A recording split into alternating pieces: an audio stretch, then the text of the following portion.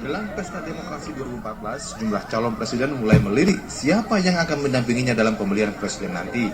Hal itu juga telah dilakukan calon presiden dari Partai Gerindra, Prabowo Subianto.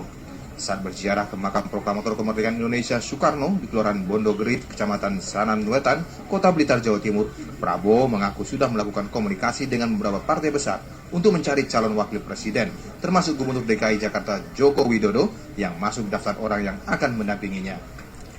Berdasarkan hasil beberapa lembaga survei, elektabilitas Prabowo di bawah bayang-bayang Joko Widodo sebagai calon presiden.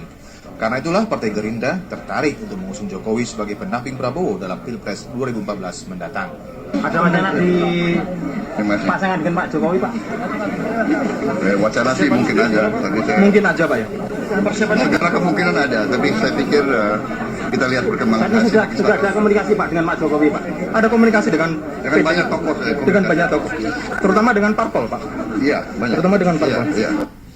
Sementara itu hasil survei Lingkaran Survei Indonesia atau LSI menyebutkan kekhawatiran publik akan kelumpuhan roda pemerintahan di tahun 2015 mencuat.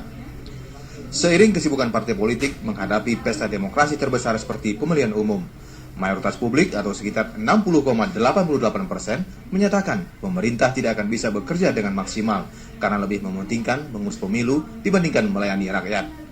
Selain kekhawatiran akan jalannya roda pemerintahan, mayoritas publik juga khawatir jika menteri-menteri yang berasal dari partai politik tidak akan fokus dengan tugas-tugas mereka.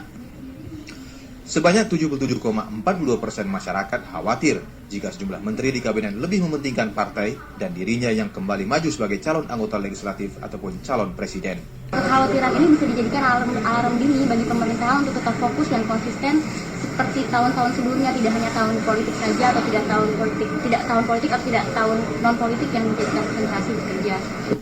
Faktor tingginya kekhawatiran publik tidak terlepas dari buruknya sistem pemerintahan koalisi, ketidaktegasan presiden yang mengizinkan menteri merangkap jabatan struktural partai, dan keengganan menteri dari parpol untuk mengundurkan diri. Danang Sumirat dan Muhammad Nur melaporkan dari Blitar, Jawa Timur dan Jakarta.